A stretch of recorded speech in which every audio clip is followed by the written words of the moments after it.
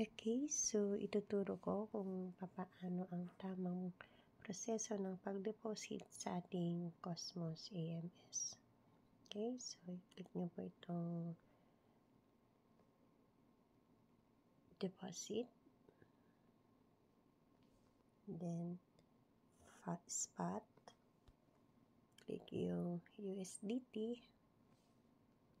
Tapos, Polygon. Copy the wallet address. And then, proceed ka na sa yung OKX o kaya wallet exchange. Pwede rin yan Binance. Okay, so, click mo yung asset. Withdraw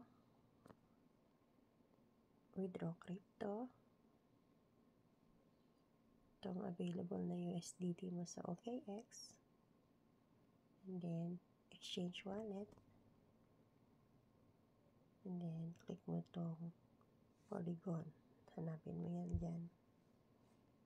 Then, paste mo yung wallet address ng Cosmos. Tapos, type mo yung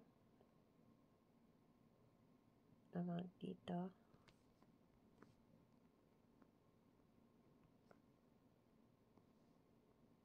And then, submit. Click mo lang yung OK. Click confirm.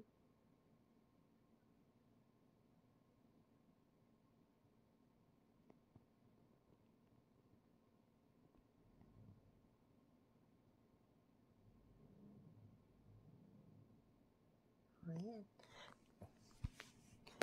Kung saan na yan napapasok sa iyong sa iyong Cosmos account. Okay, so ganun lang po ang proseso ng ating pag-deposit sa ating Cosmos AMS.